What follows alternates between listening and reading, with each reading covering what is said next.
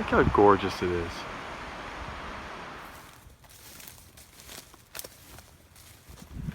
Okay, I'm at about 7,500 feet.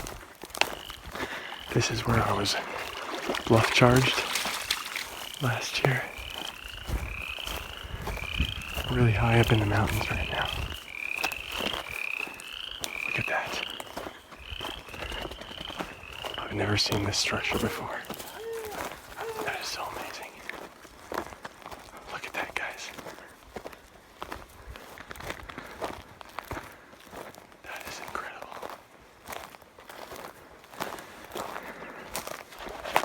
Look, there's even some plants on top of it. What do you smell, sweetie?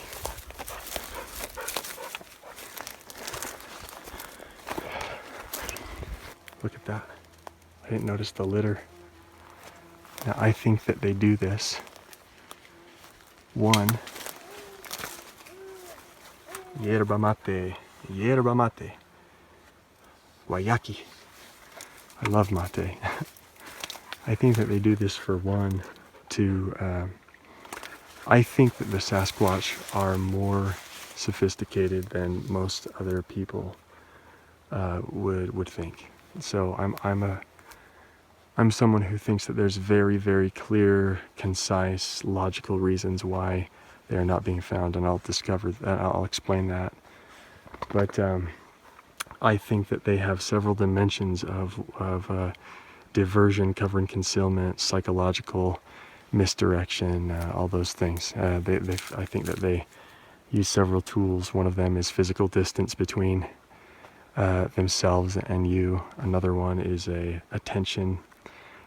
Where your focus, where your attention is, they're very good at manipulating that with sounds and different types of things that they do in the woods.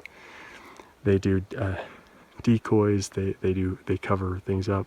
I've even seen them make circles of rocks, but there's no burn. There's no fire in there. Look how the grass is pushed down.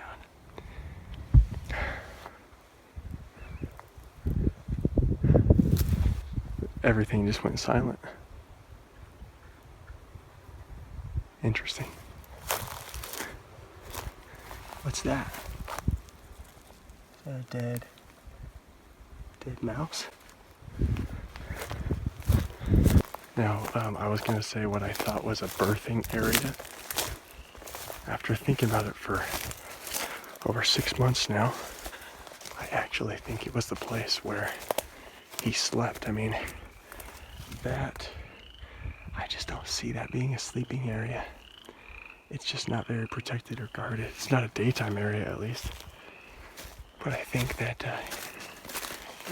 in the daytime, they want to be really, really well concealed. And what they'll do is they'll put fences. This is all theory. This is what I believe. I used to think that they slept at a high altitude. Actually, I don't think so anymore. I think that they go to a place that's very, very, very well hidden, very strategic. And then they surround themselves with fences, dry wood, deadfall, anything that will make noise. And if something is approaching, then they will either leave or they'll make a stand. Okay, so clearly this is not natural. It was constructed. All those branches are broken off. It's not really something that a human would sleep in. There's a interesting lane. Then this is one of those geometric shapes that I see in the woods. It almost, again, it looks very, to me it looks very military. It looks like, hey, there's a path there, there's a path there, this goes up the mountain, this is where the main human trail is. I don't know, I have no idea what this could mean, but it's very reminiscent of a map. And notice the placement of the sticks. Again, guys, If you want to learn a little bit more about tree structures and the power of communication through tree structures, study the Viet Cong, which was the forces that the United States was fighting against in the Vietnam War. Now, also notice that this flows out, you know, several sticks.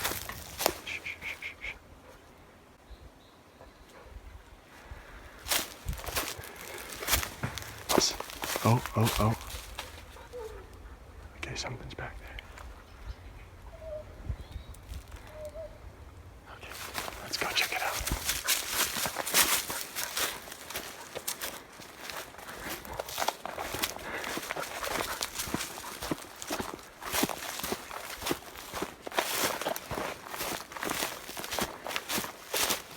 Okay. Another, I call these lean-tos. Again, all the sticks are broken on both sides. They're not just, they didn't just fall out of a tree because they're broken on both sides. Now, if you notice the subtlety, the weaves. Okay.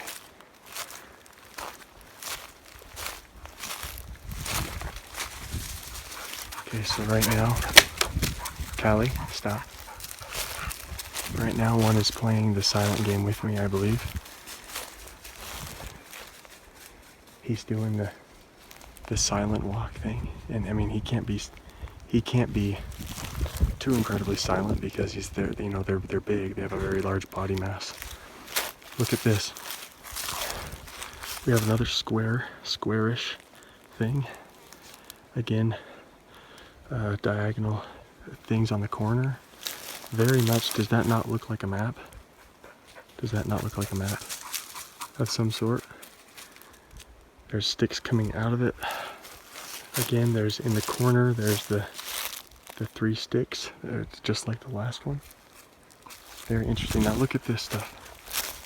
I call these ground maps or ground markers. Don't underestimate all of this stuff. This is called the language of the forest, or maybe you could call it the language of Sasquatch. When there are trees specifically laid out in some sort of pattern. Look at that, guys. What animal is doing this? Can you see that? Do you see the 5 toes? They're as clear as day. The 5 toes. Now you can notice over on the right. Okay, do you see by my foot? You see that bunion? It kind of pokes out. We're talking about a very wide foot there. You can tell that that's a flattened area. That's a flattened area. I can't see any toes. This is where I just stepped. This flat area. Okay, with this one you can kind of see some toes. Again, this one's coming down. This one's coming down towards where I just came from. Now see how it's flat? The regular forest floor looks like this. When something really heavy like a bear or a mountain lion or a Sasquatch steps on it, it flattens all out. And you have to move a bunch of stuff to see it clearly. They're watching me right now, I'm pretty sure.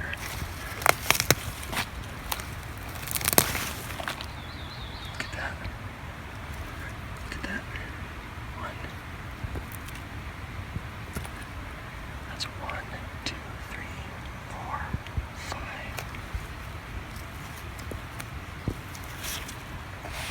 You see that? It's so funny that there's this whole world out there that thinks Sasquatch is you know, fake and stupid and juvenile. People complain and complain, but they don't realize they can just come right out here and experience it. I mean, There's nothing about this that's magical. I mean, anyone can come to this location. Anyone can. And see all of this stuff. But people want to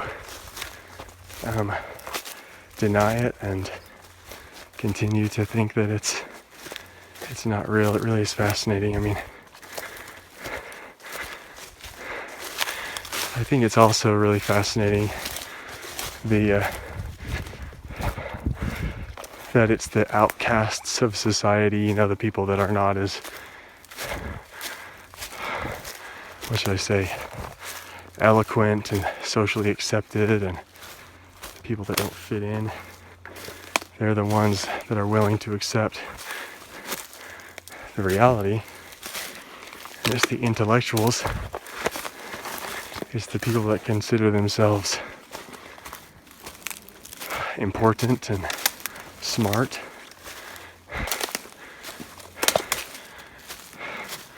that they're just dead wrong on this. You know, it's very interesting.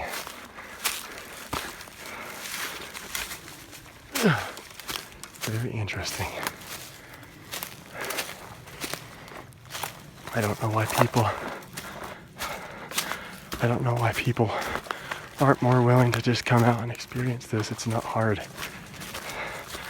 Walk along the military crest. If you don't know what a military crest is, look it up on Wikipedia.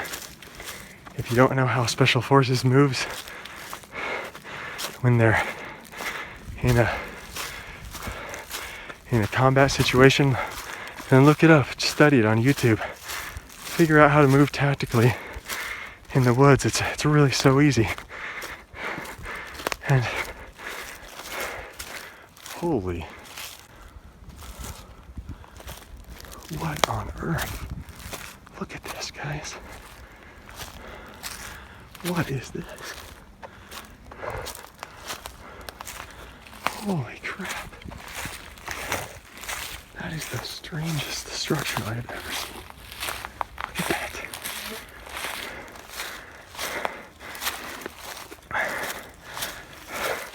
And here I am thinking that I've seen everything. That's incredible. That's incredible. This is on top of a hill. So pay attention. Pay attention, people. See how there's a tree line? There's some vertical trees, and there's a tree. There's a branch going in. This is clearly the entryway. We have some nice pine. This pine is about, 13 feet tall. So if something was standing in here and it was 10 feet tall or 9 feet tall, then the pine would provide perfect alias or whatever. We're on top of a hill. This is incredible. I love this. It's awkward, by the way, it's awkward to sleep in here. Now, if it were people that made this, and it could be, I mean, that could be, but if it's people, usually there's a fire pit nearby. Usually there's not weird branches in the middle. There's benches, and there's litter and shotgun shells or whatever. When they're young, they're pudgy. When they're really young, their feet are pudgy. Just kind of like a human, I guess. I can't even tell where there's so many animal tracks up here. I can't even tell. Anyway, those sticks might be in there so they can throw them at animals, at prey, knock them out. I don't know. So when they're really, hey Callie, don't do whatever you're doing. When they're really, really young, their feet are really pudgy. And when they grow and they're starting to become teenagers or adolescent, I assume it's when they hit their growth spurt. They become thin. They really thin out. the feet do anyway. I mean, it really looks like a lerpy, lanky teenager. A really skinny, lerpy, awkward teenager. Look at that tree. Look how it's bent like that. That's weird. Oh, my stomach hurts. Ouch. Oh gosh, look, here's another one. Okay, so you got some weird stuff. You know, guys, definitely, I mean, this definitely could be anything. This is private property, by the way. I don't think hunting is allowed up here, but I'm not saying this has to be a Sasquatch. Oh, my stomach hurts so bad. It doesn't have to be a Sasquatch, but personally I think it is. Oh, I didn't appreciate that one as much as I should have. Let's appreciate that one over here.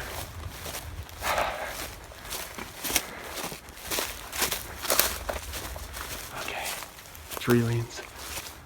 I know, it's all jammed in there, stuck in there. Okay. Why would a human do that, huh?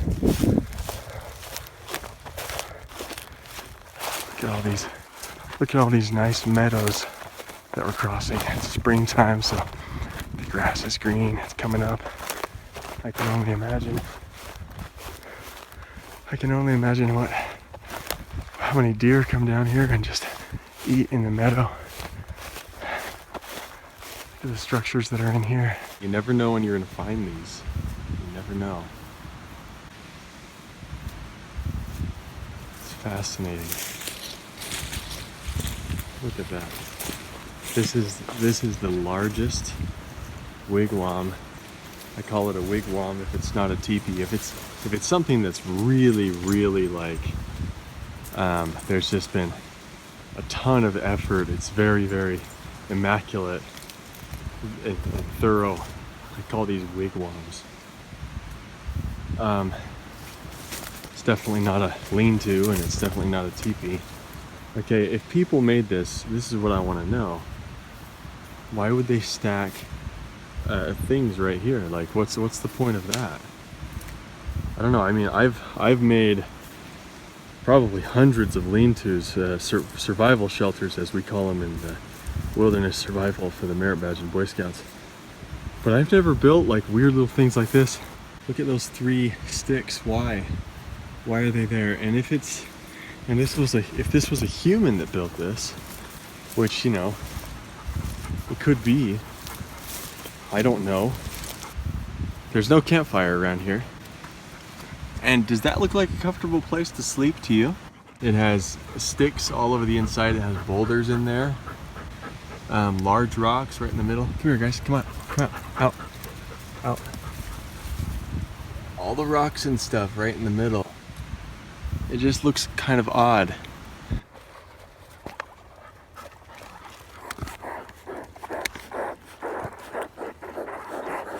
Hi, guys.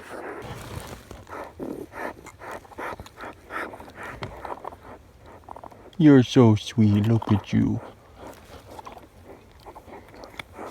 You're so sweet. Oh, I'm sorry. It's okay, buddy. It's okay. I'm sorry. Okay, I'll back out. See you guys.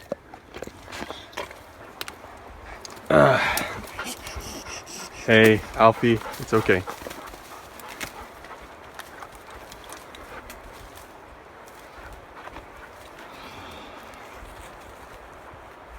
Alfie, come on, buddy, let's go. Okay, I just heard a really, really loud wood knock. Really loud wood knock.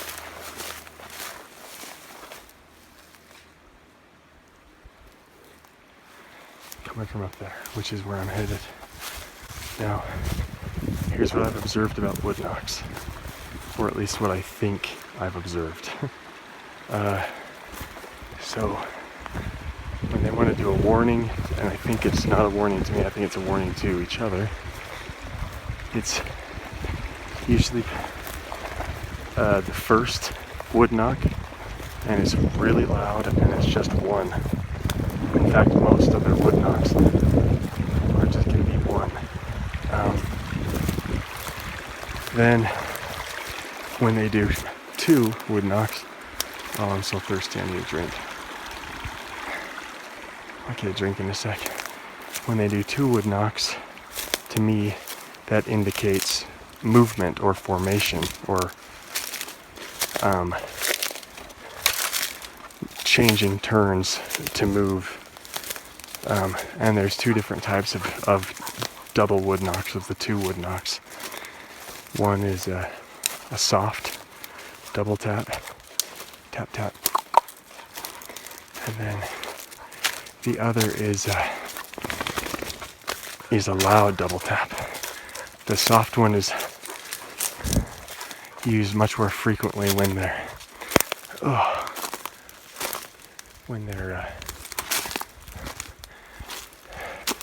around humans, and it's just much more common.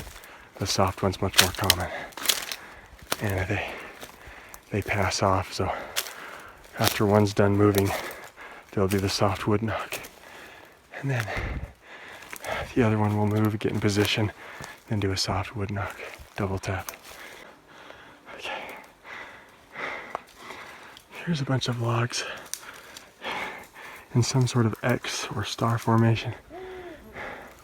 Some more logs wedged in between the 2 trees here. Now, just kind of take mental note of the things that humans don't do. Humans don't do this. Humans don't do that. They don't make giant crisscross markings with entire logs on the forest floor, on tops of hills. Hunters don't make wallows that are 60 feet wide. Alright, I'll find the main structure. Okay. If Boy Scouts come up in camp, or hunters come up in camp, do hunters do this stuff? Have you ever known a hunter to make a giant strange teepee at near the tops of mountains in a place that takes about 6 hours to hike in? I may have just heard another wood knock. Do hunters do that right there? Giant logs broke on both sides. Logs that are about 60 feet high. Lean them against trees in all sorts of different directions. We could say wind, but this isn't wind. There's something going on here. We're near the top of a hill. Oh, I know where we are. Okay. Oh, now I know where we are. Okay. Good. I remember from last year. Now I'm up exactly where I heard the wood knock. Do you know any hunters that do this? Now, we could say wind, but does wind create giant fences in a circle around the top of a hill? There's a fence that goes all the way around this entire hill, except for this right here. This is the entrance. What am I calling a fence? I'm calling this a fence. Just tons and tons of tangled logs in a circle. It's kind of falling apart a little bit since last year, but okay, we're getting close to the one of my favorite structures. Okay, I'll show you when I get there. Anybody know any Boy Scouts or hunters that do this?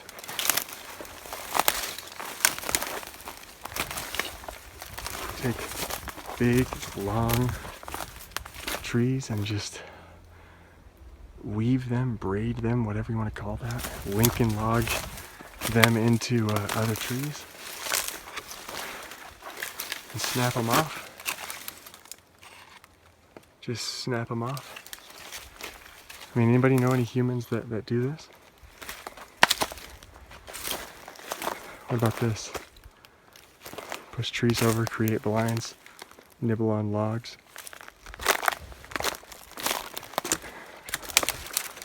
I mean, obviously, people don't really nibble on logs. There's tons of animals that do that, but what you need to do is take everything as a whole.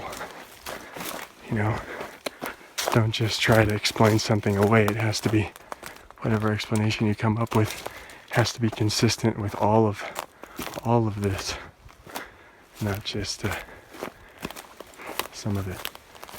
No partial explanations. I submit to you that Sasquatch is the most logical culprit for this. The Indians describe the exact same behavior. This same exact behavior has been described in every state in the United States except for Hawaii. People don't understand how significant that is, by the way, that there aren't Bigfoot sightings in Hawaii, that there aren't tree structures, that there aren't Bigfoot legends and lore in Hawaii. I mean, if humans were hoaxing this, why would Hawaii just not? Where's all the Bigfoot hoaxes in Hawaii? Where's the people that are doctors, lawyers, scientists, mayors in Hawaii that claim to have seen it? Where it's just not consistent human behavior. In every single state, there's hundreds of sightings regularly. And then in Hawaii, they're just not. Why would humans suddenly stop hoaxing in Hawaii? Do people just suddenly they just don't like practical jokes when they move to Hawaii, or what? That is significant. That there is not a Sasquatch culture in Hawaii. Think about that, seriously. Also, why is there so many sightings from other people in this area? This is probably my favorite wallow, and I'll explain why.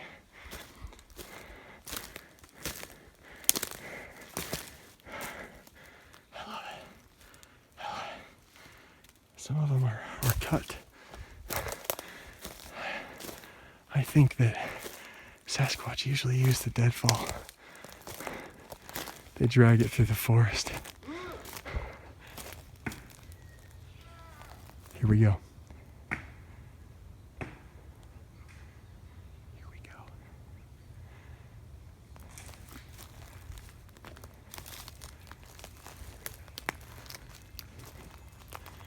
I think that's a Sasquatch. I don't have time to be scared.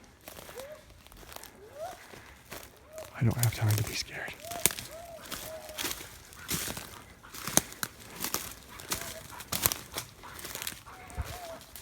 I'm just curious, my friend. I'm just curious.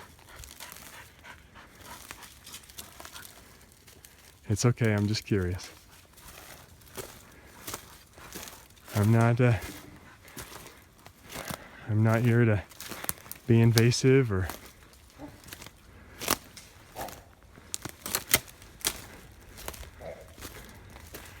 I saw that one. I saw it. I didn't get a good enough glimpse to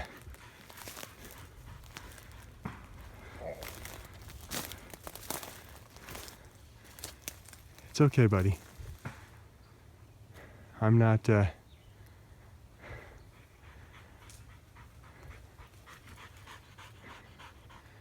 It's okay. Thank you for letting me come up here. I appreciate it.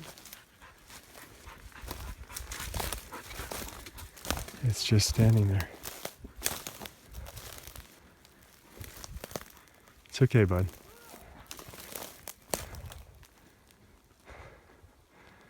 I have no idea what I should do.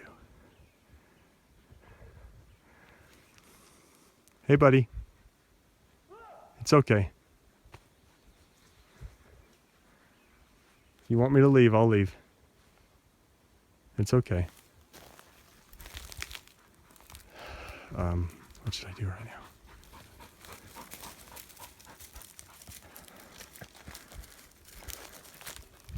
I'm not going to turn my back to it. I want to go down there, but I don't know. I'm not going to do that. I've never had this ever happen to me before. It's so close. I mean, it's daytime and it's okay. It's all right. If you want me to leave, I'll leave. It's okay, buddy. He just whooped at me. Okay, now there's some more. There's some more coming up on my flank. They're breaking branches back there. And I heard a weird little like squeaky Mickey Mouse chimpanzee type thing. Maybe like a baby.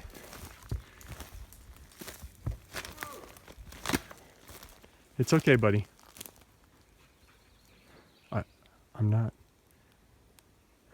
not scared right now. I'm not scared because I'm too busy analyzing and planning. The fear will come later. The fear will definitely come later. It's okay though. There it is. Oh. There's its track. It's a left foot. Sorry, buddy, Callie, come here. Callie, come here. Callie, heel. Okay, I didn't expect this to happen, actually. I don't know what's going to happen right now. I'm in their wallow. This is what I wanted to show. I've never had a Sasquatch. Callie, come here. Hey, Callie, come here. Callie, come here. My dog is like not even picking up on this. Callie, sit. Stay right by me. Okay, so I'm flanked. I'm completely flanked. That one never moved. I can't see it right now, but it never moved. There's one over there, 180 degrees away from it. There was some on the hill, so I'm guessing now. Notice, guys, what's happening right now. I'm not hoaxing anything. This is absolutely a real situation.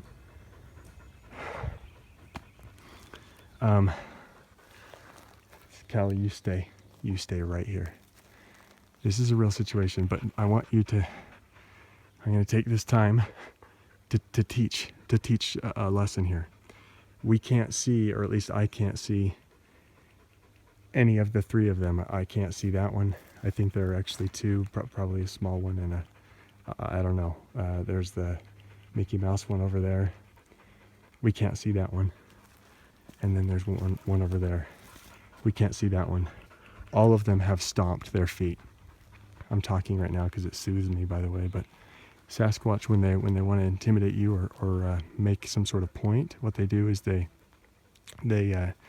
stomp their feet and they walk either towards you or near you, and they stomp their feet really, really, really loudly, and it's very loud. You can feel it in your chest. This is not one of those ruffed grouse experiences, guys. Not at all.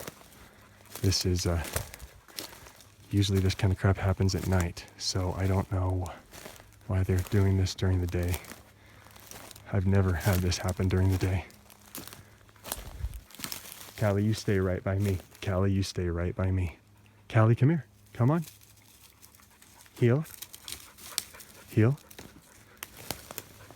Oh, the reason. Okay, there it goes.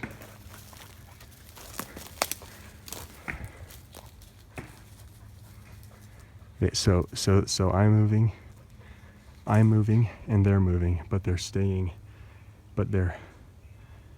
out of sight. Oh, I wish that you guys could hear this. Oh, how I wish that you guys could hear this. I do have a recorder, by the way, in my backpack. I'm gonna film this, and then I'm gonna back out. But okay, we have this log. Okay, didn't grow there. It was dragged up the hill, and we are on the top of the hill. This structure, and by the way, all right, guys, it's okay. Come on, guys.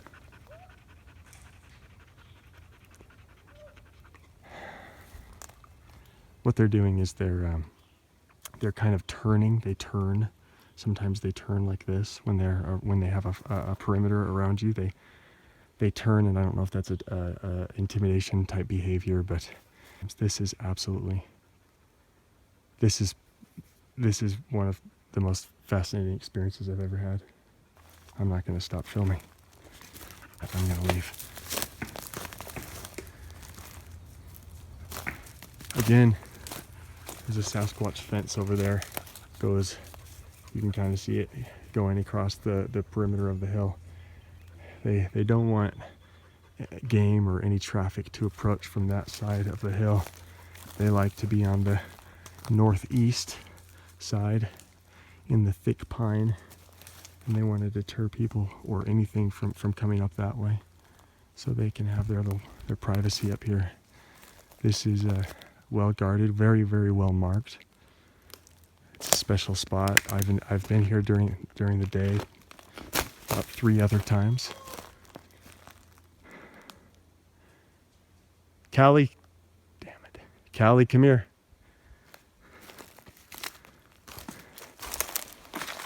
Come on, guys. They're doing the huffing. I'm leaving, guys. Look at this print. I'm shaking. My knees are shaking. There's a heel right there, and it comes up, and there's toes right there. I don't care if you can't see that. It's a real print. There's prints everywhere. That one was just kind of uncovered. I'm leaving. Callie, come here. Callie, Callie, heel. Callie, heel. Do not go away from me. Let's stick together. Heel. Okay. All right. Sorry, guys. Sorry to intrude, guys. No matter what happens, I'm going to keep recording.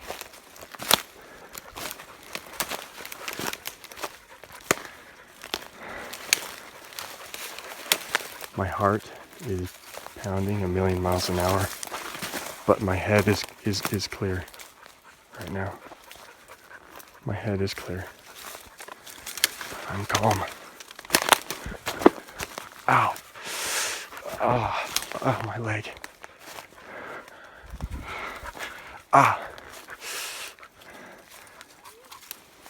There's a whoop. My leg. I just pinched a nerve. What's that nerve that goes along the outside of your thigh, your hip? What is it, vagus nerve? I don't know what nerve that is, but I just pinched it. Shooting pain. Okay. Buddy, I'm just curious about you. I'd really love to see you if that's okay. Oh. I'm not, I don't mean any disrespect at all. Okay, there's the thump. Now that's the thump. Ow. The thump is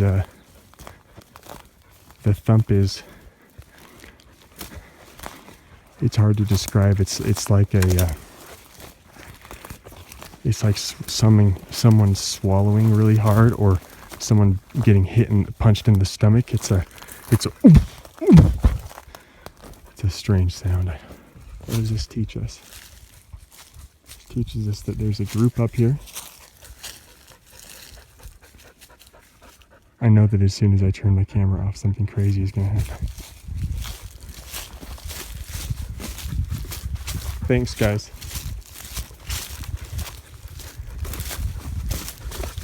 I'm leaving. I'm out of here. Will Jevney once told me that if you speak out loud, it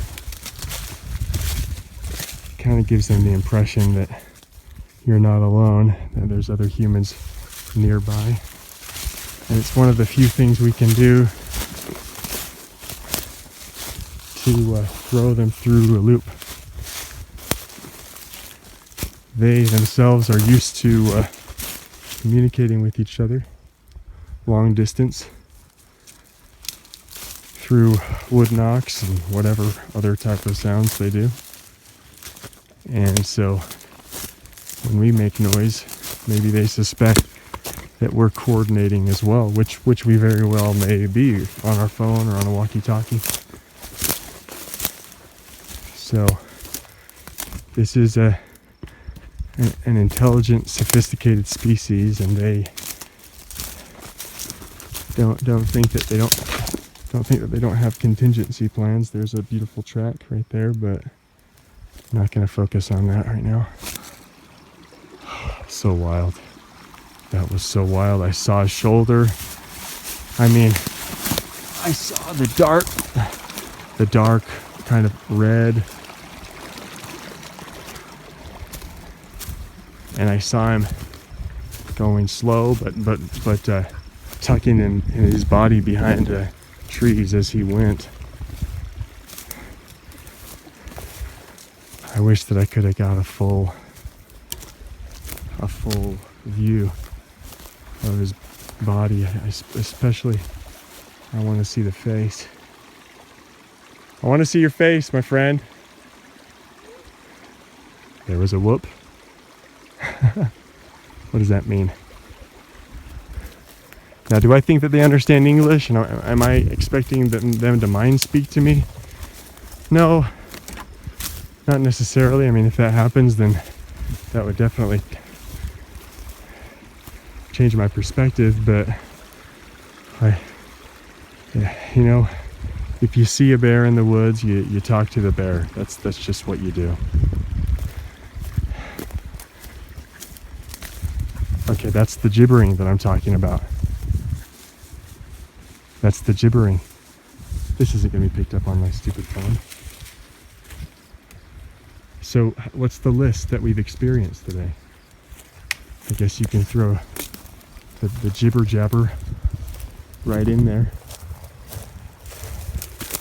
Sorry to take out my microphone, guys. Honestly, I don't want to take off my backpack and unzip stuff and pull things out. I don't want to do that. If I have to move quick, then I want to move quick. Okay, I'm gonna get a drink. I'm just getting a drink.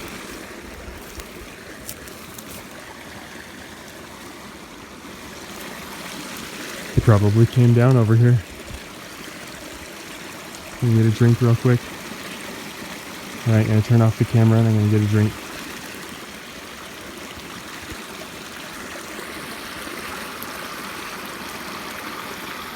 I'm gonna turn off my camera here.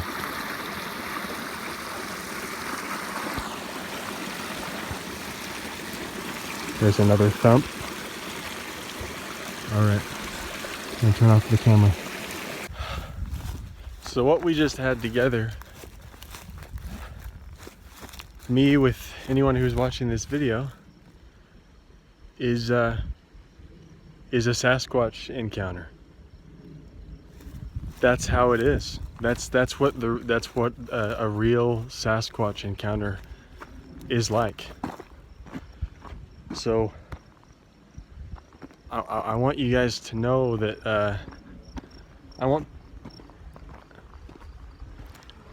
oh boy, they're not coming out in the open. See, they don't come out in the open. Sorry, my mind's kind of racing right now. My mind is extremely cool and collected when I'm in a situation like that. I don't know if there are any people out there that are like that.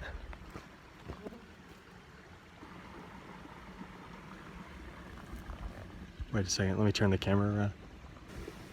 This is just like Jeff Meldrum says. See the mid-tarsal break? So you got the heel right here. It comes up in the middle. You got the frontal pad, then you have 1, 2, 3, 4, 5 toes. Now the smaller they are sometimes, this one is just getting out of the pudgy phase, and he's probably going to start to thin out and get all big, and then he's going to get skinny. The feet are going to get really skinny, but where are we? Okay, there it is. So foot, mid-tarsal break. You see the bump? You see that bump? Humans don't have that in our feet. In fact, look at that arch right there. Or it's not an arch. What it is a mid-tarsal break. It's mid-tarsal flexibility. But you have an elongated heel.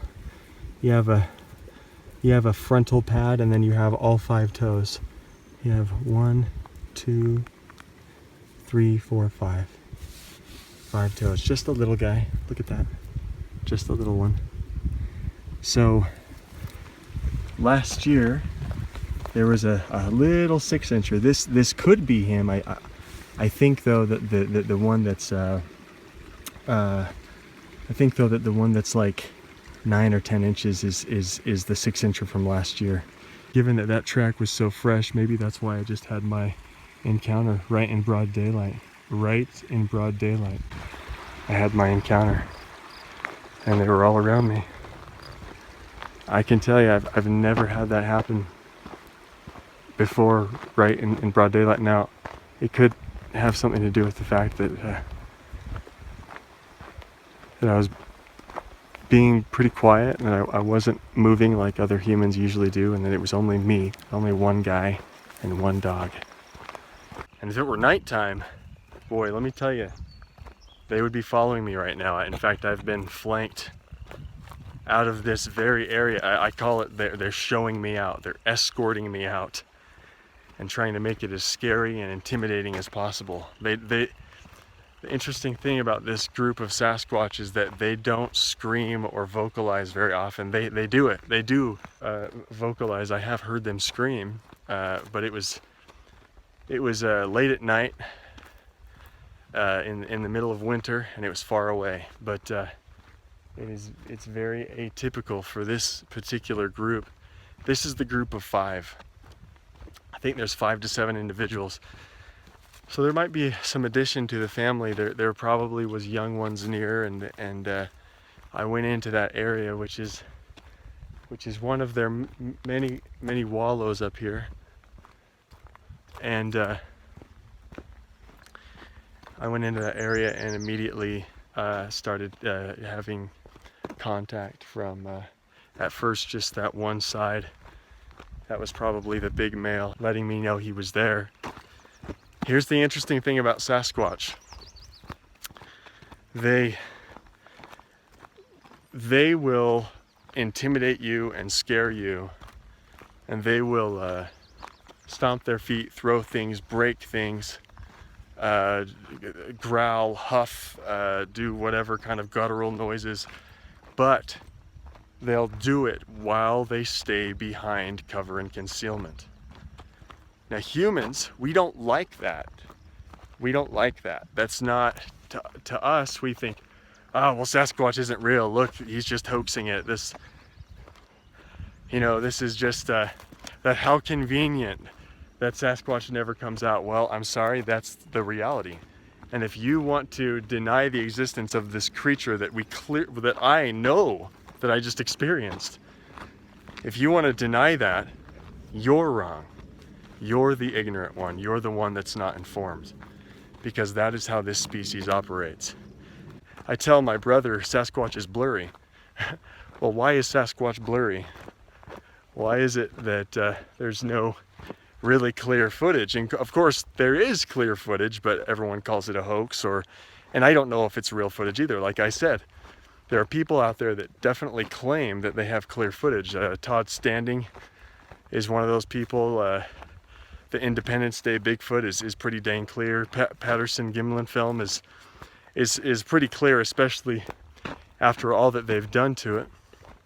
Oh boy, some really cool structures around here.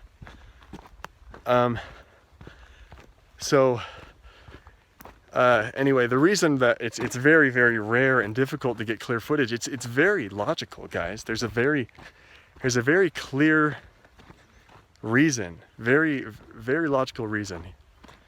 They use several different tools or tactics, or they use several different methods and different dimensions of methods. Okay, so like I said, psychological. They really make an effort to divert attention, to kind of control where your focus is. Now with humans, it's incredibly easy to do this. Incredibly easy to do this. We are so predictable. So I know that Sasquatch does that. He's done that with me many times, and maybe I'll go into that a little bit more later. But so there's that element of it. There's distance. Now imagine when you walk in the woods, imagine there's a pole attached to your chest and it's 300 feet long. And if you walk forward, on one end it's attached to your chest, on the other end it's attached to the Sasquatch. And if you walk forward, they walk forward. If you walk back, they walk back. So they keep tactical distance. Another thing is positional superiority or terrain management. They stay on higher ground. They have lookout positions. They have contingency plans. They have fallback positions. They have movements that are very well planned out and well coordinated. Now, another thing that they do is they keep obstacles, barriers between themselves and you. They always keep significant barriers, not just cover and concealment. They do now some of this goes away at nighttime. At night they're emboldened, their behavior kind of changes, they come a lot closer, and so that tells me that they're very, hey Callie, don't come here. That tells me that they're very cognizant of light, eyesight. They're probably somehow aware that we are not able to see very well in the dark, and so they take advantage of that. They definitely know how to intimidate, so that's back to the psychological thing. But they keep significant barriers, land features, boulders, hills, rivers. They'll keep obstacles between you and they. It's very, very rare that they will come straight out and do a line of sight. In fact, just to kind of drive this point home, I have a friend named Jeremiah Fountain. Crap, I can't remember his name. I think it's Jeremiah Fountain. And he and his buddy went out and they had some surround them, kind of like I just did, but these guys were being a lot more aggressive with him than they were with me just now. And they were letting him see. It's pretty dang aggressive if they're letting you see their faces and they're baring their teeth. But here's the fascinating thing that I want you to focus on and learn from. Even in that situation, there was probably 5 or 6 surrounding him and his friend, escorting him out of the area, pushing him back, doing intimidating behaviors. But even in that situation, what were they doing? They were staying behind trees, boulders. And why? Here's my question. If they're going to let you see them, if they're going to intimidate you, if they're going to make it very clear to you that they are bigger than you, that they have control of the situation, why would they choose to stay behind things still? Even when they're being extremely confrontational. Callie? Callie, no. Okay, there's a huge wigwam right there. Or it's not a wigwam, it's a little nest that's woven into a felled pine tree. And I don't want her to go chasing anything right now.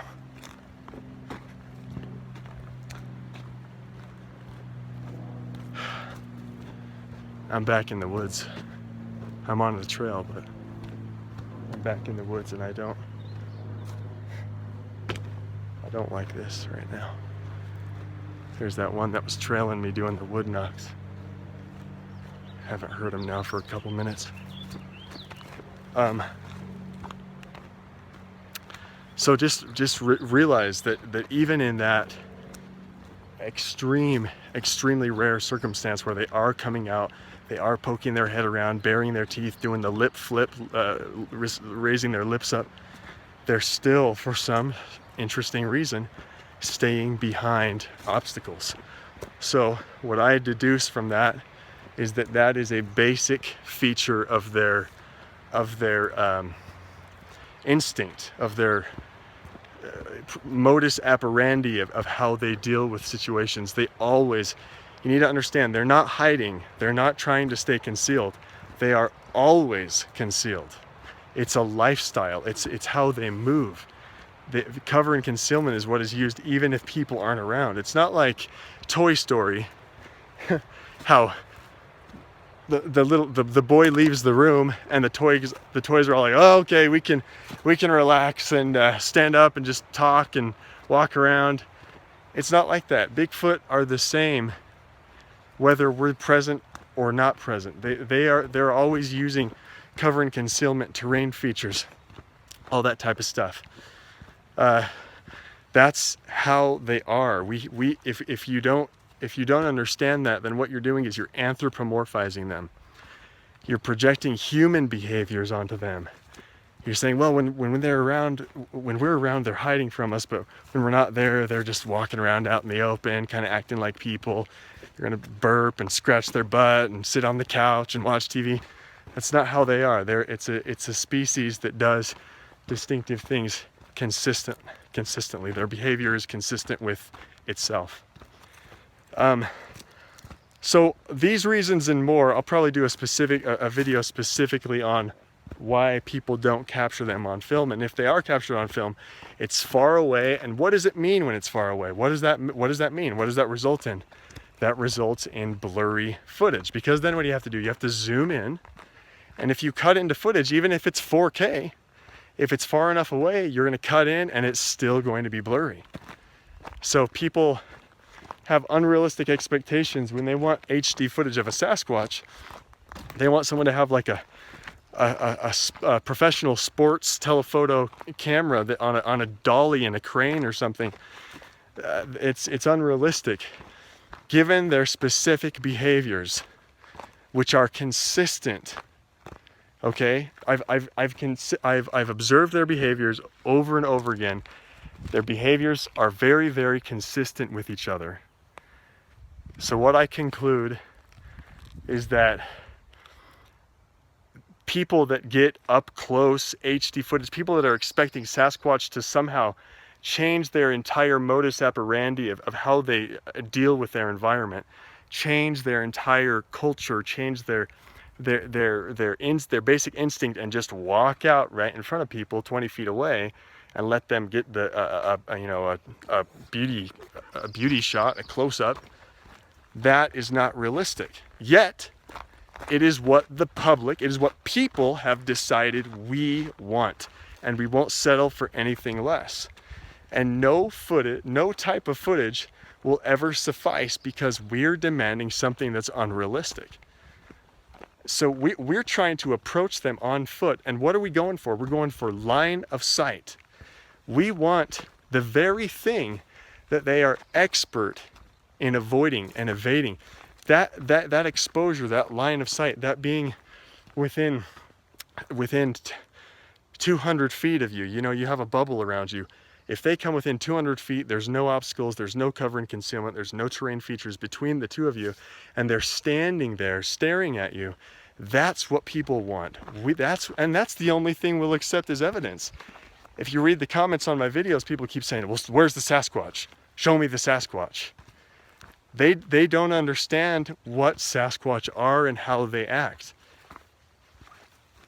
If you want that type of evidence, you're not going to get it on foot. You're not going to get it from your eyeballs or your handheld camera. You're not going to get that footage. You're going to have to use a silent drone, maybe a predator drone that's a couple thousand feet in the air with a really powerful camera that can zoom, maybe a thermal camera. You're going to have to do things that we're specialized in. You're going to have to play to our strengths. And you're going to have to approach the Sasquatch in a way that we are talented at. You know, we have specialized things, we have specialized abilities that they don't have, and they have specialized abilities that we don't have. We're not going to beat them at their own game. We're not going to chase them down and get one on film. Their spatial awareness, their environment, their terrain management, the sophistication that they're displaying, their cognitive abilities are something that you're not really understanding it if you're going out there and trying to get them on film line of sight. It just doesn't make sense. We have to use our specialized things, which is technology, which is machinery, things that we're good at. So anyway, that's why they're not caught on film. And I'll try to, I just got a rock thrown at me.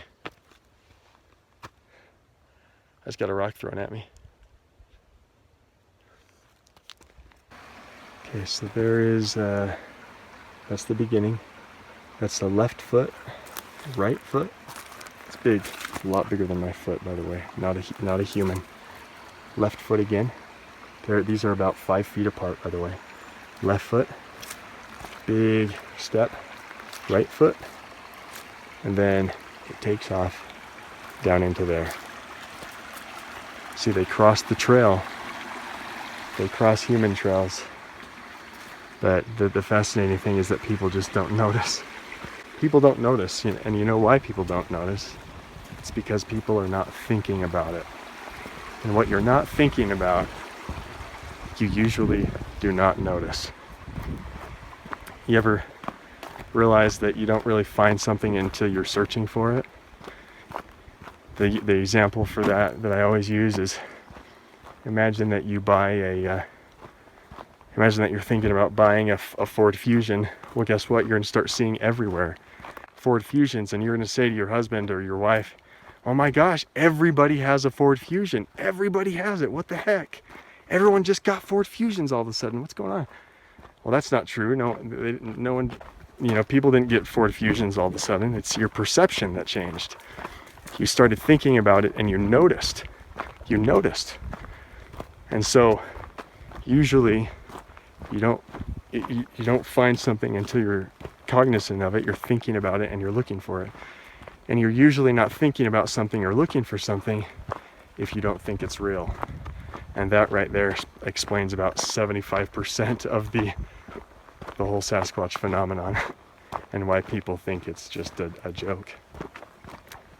The very first decision I made when I decided to start going out was that I was going to go to them. I was going to go to where they are, because my whole thing was, the question on my mind was, is it possible to actually plan a Sasquatch encounter? I think a lot of people think that it's just random luck, and there's really no way that you can create the circumstances where an encounter will happen.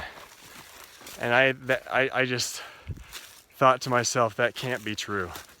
If these are real flesh and blood biological creatures, then they have to be trackable. I have to be able to find them at will. So I'm gonna find out. That's been my goal from the very beginning. I'm gonna find out how to find them. I just couldn't stand Finding Bigfoot, the show Finding Bigfoot, and really all Sasquatch research was about, it wasn't about finding Bigfoot, it was about getting Bigfoot to find you. It was hoping Bigfoot would find you. You're lighting firecrackers and banging and screaming and giant spotlights for the camera crew and making noise, eating coffee. You know, there's interviews with chairs and giant bright lights in the woods. It's just insane. People are trying to, there's no understanding that this creature has a large brain and has cognitive abilities that we are, you know, we're not even trying to think about or grasp and realize that there are, that it has all sorts of tactical, superior judgment to other animals. And it's just ridiculous how we're treating it. It's absolutely doesn't make sense. And so I thought, I'm not going to do the whole Bigfoot finding me thing. I'm going to go out and I'm going to find it. And I have learned firsthand that that's 100% possible. You can plan to have an encounter. You can, if you go to the right areas, if you do your homework and you say, okay, I'm going to go to this elevation, I'm going to look in this area because there's a lot of water, there's big game, there's omnivores, there's bears, there's mountain lions, there's Sasquatch sightings there, there's tree structures, I mean, if you do your homework and you narrow down just process of elimination, okay, this won't work because there's not habitat, this won't work because there's no sightings there, blah, blah, blah, blah, blah. If you narrow everything down, you're going to end up with a pretty small specific area. And you could go there, and if you're right, I mean, you learn and you correct your mistakes as you go, but as you go there, you'll figure out how to track these things. If you learn how to do tactical movements, military stuff, then you'll learn that element as well. That will help you, and you'll realize that I'm not some hoaxer. I mean, you can do this yourself. That's the way to know that I'm not hoaxing, is that you can go and put this into practice yourself, and you will see that it's true. You'll see that it's real. This is in science, they need to replicate an experiment. They need to be able to do it and see it work. Right now, I'm telling you, this is something that anyone, anywhere, well, probably not anywhere, because I don't know, the Sasquatch are like outside of the Rockies, but this is something that anyone in the Rocky Mountain area can do, and they can duplicate this experiment, and they can replicate it, and they can see it work.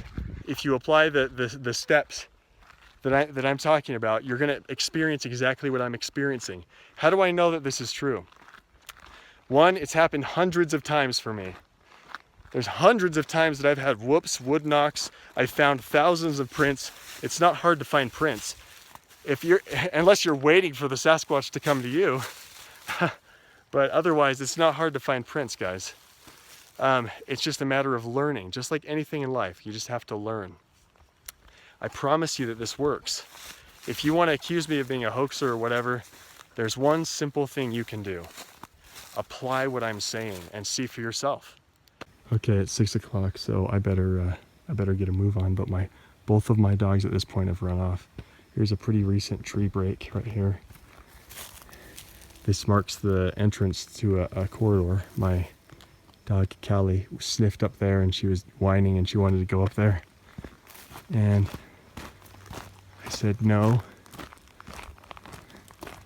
And here's another one. Now there's a tree lane that marks the entrance to another corridor, which is back there. Oh, ruffed grouse. Got the ruffed grouse. Not gonna fool me this time. It's right over there. But anyway, this is a corridor and it's marked. If you go back, you can see breaks and lanes and arches and everything. And she was whining. She wanted to go up there, and I said no, and she eventually just took off anyway. So now I am without my dogs. She was sniffing the ground quite a bit, so I'm going to look for tracks. Those ruffed grouses, man. That is such a crazy noise. Come on. By the way, last year I had an encounter not here, right in this corner, right in this bend. That was the big one. That was the 20-incher. That was the lurpy one. Those skinny feet, long toes. But it's kind of crazy. All right. Walked about a mile. Callie, no. Don't go up there. See, she does this alert thing that's different when there's a Sasquatch scent. When she gets the scent of a Sasquatch. It's, if there's a deer or an elk or even a moose, they'll take off right after it. But they act differently when there's Sasquatch stuff. So look at this. This is what my brother and I experienced the other day. This tree here. Hey, Callie, no. No, don't chase it. Now look how it's shoved into the ground, broken up many times, broken. Okay, so obviously it didn't just fall. Something broke it and shoved it into the ground through these little breaks. Now this is some sort of marker. Maybe it's mating season. I don't know what this means, but I'm starting to see this around. So anyway, these logs are broken too. Now notice, now look how steep the hill is here. It's like 75-80 degrees right there. Okay, so notice where their tracks are. And this is totally what I want people to notice, is that it's not, this is a human, there's hikers and stuff and horses that come along this abandoned road. So this is a high risk area for them. They could be spotted or whatever, their tracks could be found. They're usually a little bit more subtle about where they leave their tracks when it comes to an area like this. And they leave it in steep, very difficult terrain. Now look how it goes. Their tracks go, here's one right here. That's toes right there coming down. Okay. I feel like I'm close for some reason. All right, so anyway, that's a steep, difficult area. They could have gone over here where it's nice and flat, but look, they didn't mark it, right? They marked it. But they go for subterfuge or whatever you'd call this. They go for something that's difficult to track. Something that's hard. And so they use very steep, and I've said this several times before, they use very steep, difficult access points when they're around a high risk area, a highly exposed area.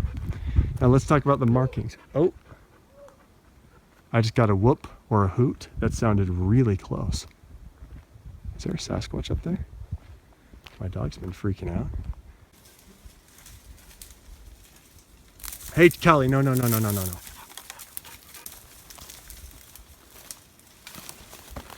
just got a whoop. Callie, no. Don't go up there. What are you looking at? What are you looking at?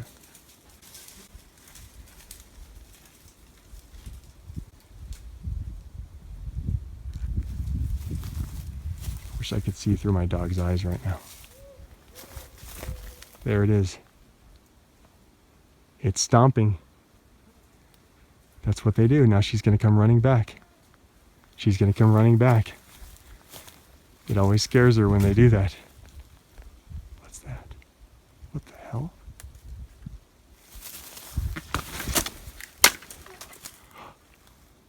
There's a Sasquatch. Whoop! Hey, come here. Come on, buddy. Just let me see you. Come on. It's okay, it's okay. It's okay, I swear. It's okay, come on.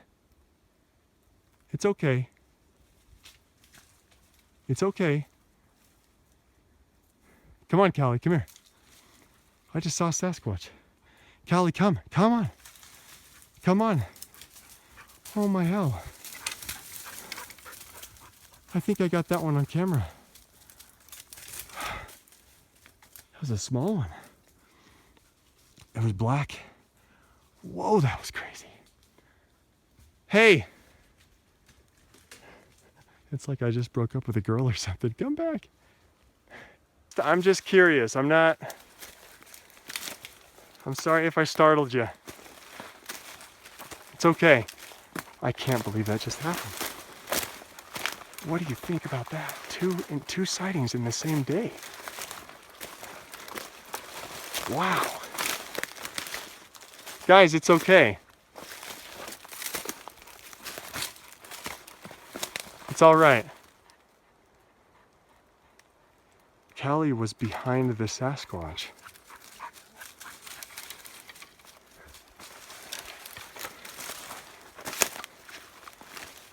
Come on, buddy. Hey, man, it's okay.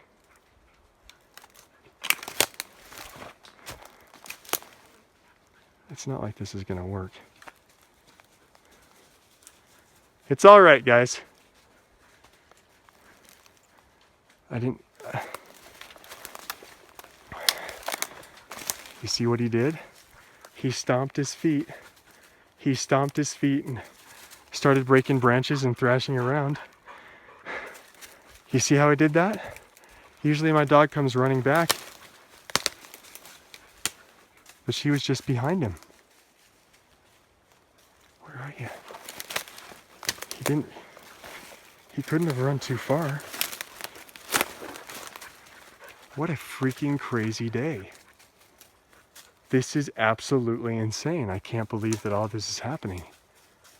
This place is like super freaking active. Oh my gosh, that was a small one. I mean, it looked like just a little kid. Guys, it was behind, where was it? It was right behind here. It was standing behind here. It peeped up over at me, a black head. A black head. It looked just like kind of a human boy. But I mean, a black head covered in black fur. Callie, come here. Callie, come here, please. Look at that. Look how they just used.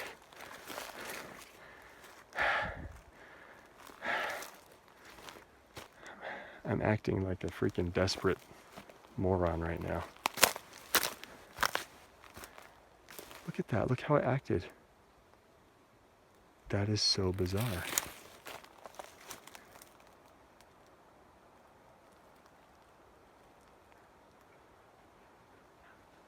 That was the first time I've seen a Sasquatch that clearly. That was the closest I've ever seen a Sasquatch. That happened, right? I mean, I was recording the whole time, so it happened on film. That was the first time I've ever seen a Sasquatch that close, and that was the first time I've seen a Sasquatch, and I wasn't scared. I mean, there's no fear at all. It was poking its head up. This is so bizarre. Now, you know how they say that Sasquatch always travel in groups.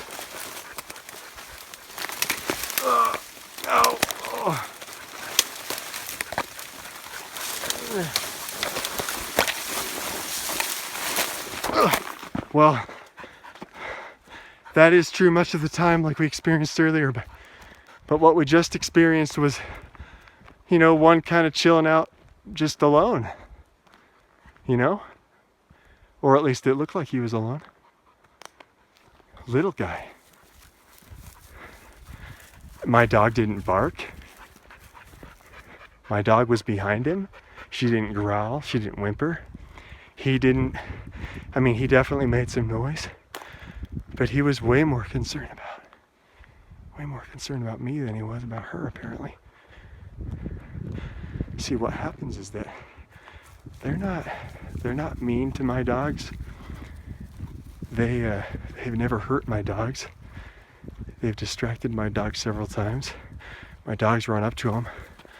They don't do it at night anymore, but they definitely still do it during the day. But they've never done anything to my dogs, but what happens is that they get all anxious when my dogs go there because they're scared that I'm gonna find them. They're scared that their dogs just gave them up, you know? And so they'll stomp their feet and swat their hands. They don't want to make any vocalizations for some reason. Wow. What a crazy freaking day, guys. Wow, right on the old abandoned road. Wow, it's awesome. And this is absolutely crazy. Hey, Callie. All right, so look at the markings, guys. Those are new. Bark hang. You have some fresh markings. Last year, now see up there, Callie, please. That's a path there and there. That's the entryway. Callie, please. Now do you see that wooden structure up there? It's I don't know if you can see it, but it's a blind type thing. It's just a big log piled against another one. That's where it was last year. And they both ran up there in the dark, and they circled around it. They circled about 15 feet. Okay, I just got something thrown at me, and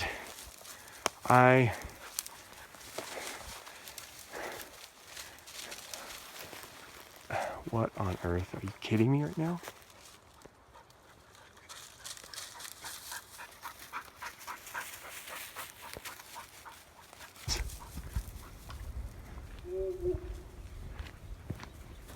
This is a crazy day, guys.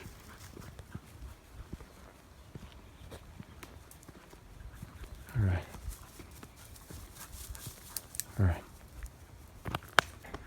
Look at how this is marked. Look back in the woods at that asterisk, about that marker. Okay, there's actually another one there, and then there's all sorts of markers further up. But right now, I'm not going to go up there because they've been making noises. They've been throwing stuff and making that huffing sound. So anyway, this place is really hot. Okay, we start to see parallel trees coming down, many different trees. Now look how subtle it is. You start to see things on the ground, lines of sticks, vertical sticks. Again, Sasquatch trails go through difficult terrain, and they're a lot more vertical than other animals. Other animals kind of saunder down the side of hills, switchbacks, they do diagonals, but Sasquatch, again, this is one of the elements of concealment. It goes up difficult terrain, but look how it's marked. And if you follow it up, you see that it's marked. There's a tree lean here coming out towards us. There's a lean there. And if you go up the hill, there's more leans. There's all sorts of structures and everything.